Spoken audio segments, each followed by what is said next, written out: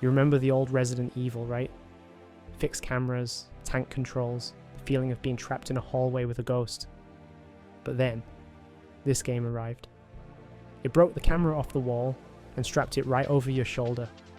It moved us from the shadows of Raccoon City to a cold, muddy village in Spain. It wasn't just a sequel, it was the moment horror and action shook hands and decided to change the video game world forever. This new perspective changed everything. Suddenly, the horror wasn't just about what was under the bed, it was about what was standing right behind you. The over-the-shoulder view made every encounter intimate. The laser sight became your best friend. You weren't just spraying bullets, you were performing surgery.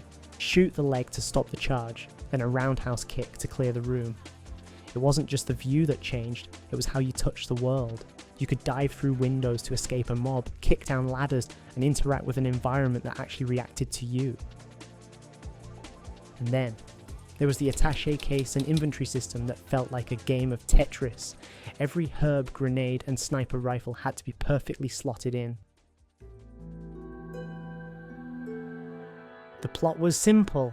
You step into the boots of Leon S. Kennedy, a survivor turned elite agent sent to a secluded corner of Europe. Your mission is to find and rescue the president's kidnapped daughter, Ashley Graham. But the welcoming committee isn't human, they're the Granados, Spanish villagers whose minds have been hijacked by a parasitic cult, turning a simple rescue mission into a desperate fight for survival against a town. But the game we got wasn't the game they started with. Before the version you played, there was the fog version, and even a version where Leon fought paranormal ghosts in a haunted castle. One of these failed prototypes actually became Devil May Cry, which also became a proper game series later. Director Shinji Mikami pushed his team to the brink, throwing away years of work because it wasn't scary enough or too traditional. They were obsessed with perfection. They took the risk of alienating old fans to create something the world didn't even know it needed yet. It was a chaotic production that birthed the most polished game of its generation. Most of the characters were well written and had humorous dialogues in a horror atmosphere. Leon wasn't the scared rookie from Resident Evil 2 anymore. He was a professional, but he carried a strange mid-2000s swagger. While on call with Salazar, he'll say, "To dispose of you." Your right hand comes off? "I've been expecting you, my brethren." No thanks, bro. And if you ask me, this is exactly why we loved it.